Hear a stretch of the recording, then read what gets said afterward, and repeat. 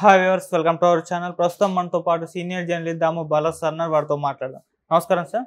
నమస్తే సార్, కొణిదెల నిహారిక గారు కూడా పాలిటిక్స్ లోకి ఎంట్రీ ఇస్తున్నారు, తిరుపతి నుంచి పోటీ చేయబోతున్నారు అన్న వార్తలు అయితే వినిపిస్తున్నాయి సార్. మరి దీంట్లో నిజమెంత ఉంది?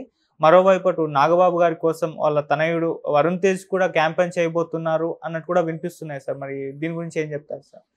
నిన్న ఆపరేషన్ వాలంటైన్ సినిమా ప్రమోషన్లో భాగంగా వరుణ్ తేజ్ రాజమండ్రి ఆ ఏరియాలో పర్యటించాడు. ఆ సందర్భంగా ఒక వార్త వైరల్ అవుతుంది. అదేంటంటే తిరుపతి నుంచి జనసేన తరపున నిహారిక కొణిదెల పోటీ చేయబోతుంది అని. ఎందుకంటే ఇప్పటి వరకు మనకు వీళ్ళ ఫ్యామిలీలో నుంచి మగవాళ్ళు మాత్రం రాజకీయాలకు వస్తున్నారు తప్ప విమెన్ ఎవరు రాలేదు. సో నిహారికకు రకరకాల ఇంట్రెస్ట్లు ఉన్నాయని గతంలో కూడా చూసాం మనం. అవును. సో ఆమెకు సినిమా ప్రొడక్షన్ ఉంది, తర్వాత వెబ్ సిరీస్ తీస్తుంది, యాక్టింగ్ చేస్తుంది, రకరకాల ఇంట్రెస్ట్లు అమ్మాయికి ఉన్నాయి. సో రెండోది నాగబాబుకి ఆమె అంటే చాలా ఇష్టం అని కూడా చెప్తారు. అట్లాగే పవన్ కళ్యాణ్తో కూడా చాలా క్లోజ్గా ఉంటుందని. సో ఆమెను రాజకీయాలకు దించితే కొంత విమెన్ ఒకటి, రెండోది తను డైనమిక్గా ఉండగలదు, మాట్లాడగలదు, కాబట్టి ఖచ్చితంగా గెలిచే అవకాశం ఉంది. తిరుపతి పైగా సెంటిమెంటల్గా చిరంజీవిని గెలిపించిన నియోజకవర్గం. రెండోది కాపు అంటే ముఖ్యంగా బలిజలు అక్కడ స్ట్రాంగ్గా ఉంటారు. అక్కడ ఎక్కువగా ఆ కమ్యూనిటీ నుంచే ఎమ్మెల్యేలుగా గతంలో కూడా అయిన వాళ్ళు ఉన్నారు. సో అందుకని ఇప్పుడు పొత్తుల్లో భాగంగా తిరుపతి జనసేనకు కానీ వస్తే తిరుపతి నుంచి ఈ అమ్మాయిని పోటీ చేద్దామనేది ఒక ప్లాన్గా చెప్తున్నారు. దాన్ని అయితే వరుణ్ తేజ్ ఖండించాడు. అటువంటిది ఏమీ లేదు, నిహారిక వచ్చే పరిస్థితి లేదన్నాడు. కానీ అది కొట్టిపారేయలేము. ఎందుకంటే వాళ్ళు ఎప్పుడు అనౌన్స్ చేయాలనేది వాళ్ళకు ఒక లెక్క ఉంటుంది. అంతకుముందు లీక్ అయినప్పుడు వాళ్ళు లేదనే చెప్తుంటారు చివరి వరకు కూడా. అయితే తిరుపతిని బీజేపీ అడుగుతుందనేది కూడా ఒక పుకారు ఉంది.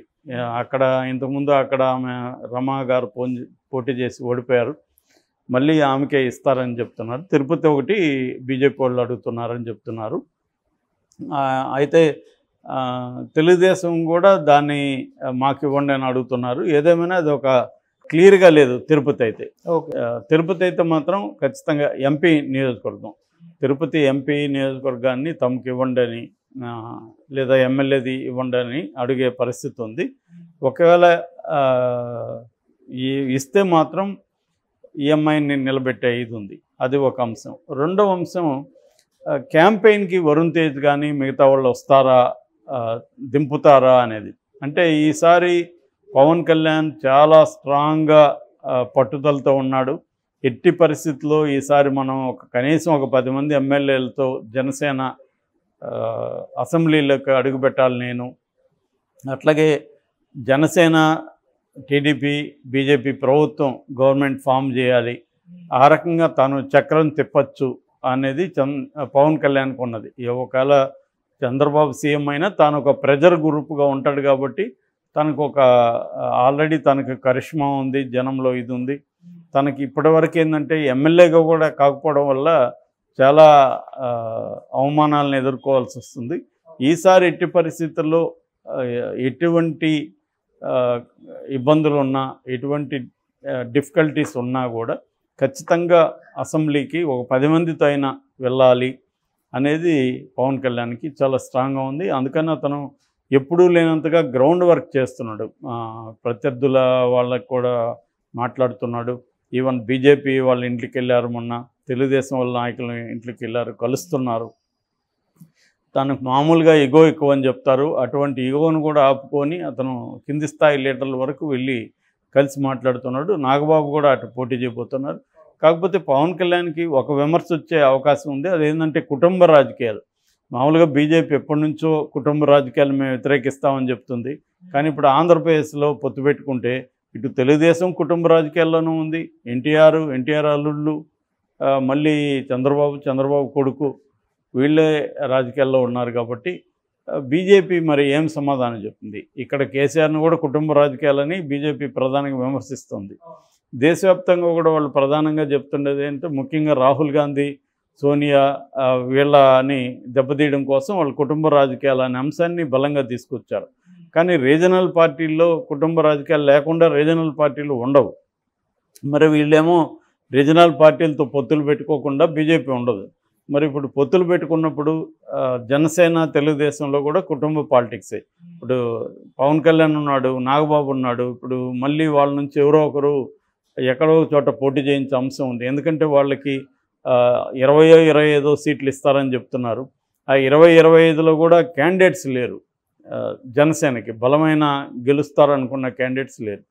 ఇప్పటివరకు మనకి ఒక కందులు దుర్గేష్ పేరు వినిపిస్తుంది, తర్వాత నాగబాబు, తర్వాత ఆయన నాదెండ్ల మనోహర్, పవన్ కళ్యాణ్, 4 పేర్లు గట్టిగా వినిపిస్తున్నాయి.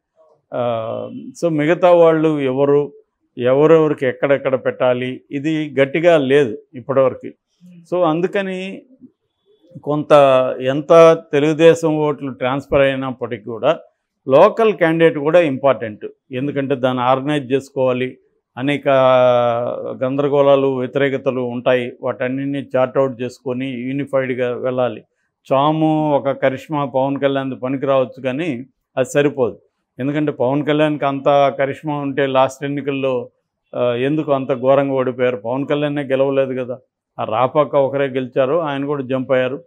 కాబట్టి ఏంటంటే ఓన్లీ కరిష్మాతో ఇవాళ ఓట్లు పడే పరిస్థితి లేదు. చాలామంది పవన్ కళ్యాణ్ అభిమానులే ఎలా ఉన్నారంటే, మేము పవన్ కళ్యాణ్ సినిమాని 20 సార్లు చూస్తాము, ఓటు మాత్రం జగన్కి వేస్తామన్న వీడియోలు చాలా ఉన్నాయి. సో అలాగా ఏంటంటే అభిమానులే నిజంగా వేసుంటే ఖచ్చితంగా పవన్ కళ్యాణ్ గెలిచి ఉండాలి. అభిమానులు వేయించి ఉంటే వాళ్ళు. సో వాళ్ళకి కూడా ఇంట్రెస్ట్ లేదు. ఆయన్ని ఒక సినిమా హీరోగానే చూస్తున్నారు, ఇప్పటికి కూడా రాజకీయ నాయకుడిగా చూడట్లేదు. అందుకని ఆయన కొంత ఈ ఆలోచన చేస్తున్నట్టుగా ఉంది. అది మంచిదే. ఎందుకంటే ఎట్లాగూ నెక్స్ట్ 2029కి 33% విమెన్ రిజర్వేషన్ రాబోతుంది అసెంబ్లీలో కానీ పార్లమెంట్లో అన్ని చోట్ల. సో అప్పుడు చచ్చినట్టు అన్ని పార్టీలు కూడా 33% ఇవ్వాలి టికెట్స్. అదేది ఇప్పటి నుంచి కొంతమందిని దించగలిగితే ఉమెన్ని పాలిటిక్స్లకి, అప్పటికి ఇంకా వాళ్ళు కూడా యాక్టివ్ అవుతారు 2029కి. భవిష్యత్తులో ఉమెన్ పాయింట్ ఆఫ్ వ్యూలో నుంచి కూడా జెండర్ పాలిటిక్స్లో వీళ్ళు కూడా యాక్టివ్ అవుతారు.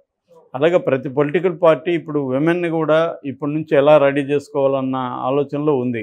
ఎందుకంటే ఖచ్చితంగా ఇవ్వాలి కాబట్టి ఇప్పటి నుంచి వాళ్ళని గ్రూమ్ చేసుకుంటే వాళ్ళు లాయల్గా తమ్ముకుంటారు, పైగా లీడర్లుగా ఎదుగుతారు. ఎందుకంటే లీడర్షిప్ అనేది ఒక రోజులో రాదు కదా. సో లీడర్లుగా ఎదగాలంటే వాళ్ళకి ముందు విజిబిలిటీ ఇంపార్టెంట్. ఎప్పుడైనా పాలిటిక్స్లో విజిబిలిటీ అనేది చాలా ఇంపార్టెంట్. సరే అలా విజిబుల్గా వీళ్ళని తీసుకొద్దామన్న ఆలోచన జనసేనకు కూడా ఉన్నట్టుగా మనం అర్థం చేసుకోవచ్చు. ఆ రకంగా రేపొద్దున చిరంజీవి వాళ్ళ అమ్మాయిలు కూడా ఎవరన్నా రావచ్చు, లేదా ఇప్పుడు నాగబాబు అమ్మాయి అయితే ఇప్పుడు ఇమీడియట్గా అమ్మాయికి ఇంట్రెస్ట్ ఉంది. రేపొద్దున చిరంజీవి కూడా బీజేపీ రాజ్యసభ సీటు ఆఫర్ చేస్తుందని జనసేన నాయకులే ఇంటర్వ్యూలలో చెబుతున్నారు. ఆ రకంగా చెప్పినప్పుడు రేపు ఈ కూటమి తరపున చిరంజీవి కూడా క్యాంపెయిన్ చేసే అవకాశాలు ఉన్నాయి. అట్లాగే చిరంజీవి తరపున లేకపోతే జనసేన కోసం వరుణ్ తేజ్ కానీ మిగతా చిరంజీవి కాంపౌండ్లో ఉండే హీరోలు చాలామంది ఉన్నారు. సో ఒక ఆల్మోస్ట్ డజన్ పైన ఉన్నారు.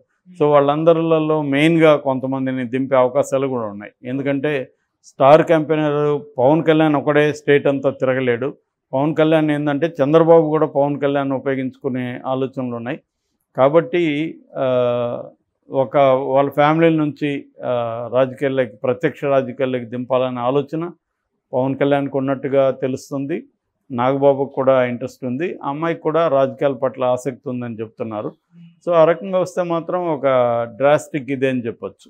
ఆల్రెడీ అమ్మాయి ఫర్ రాంగ్ రీజన్స్ పాపులర్ అయింది. అంటే పబ్బుకి వెళ్ళడం, లేకపోతే చైతన్య జనాల్ గారితో విడాకులు, ఇటువంటి కారణాల వల్ల అమ్మాయి పాపులర్ అయింది. కానీ బట్ తనకి క్లియర్గా మాట్లాడడం, ఒక అంశాలని పట్ల అవగాహన ఇవన్నీ ఉన్నాయి. సో కాబట్టి అమ్మాయి రాజకీయాల్లోకి వచ్చే అవకాశం కనిపిస్తూ ఉంది.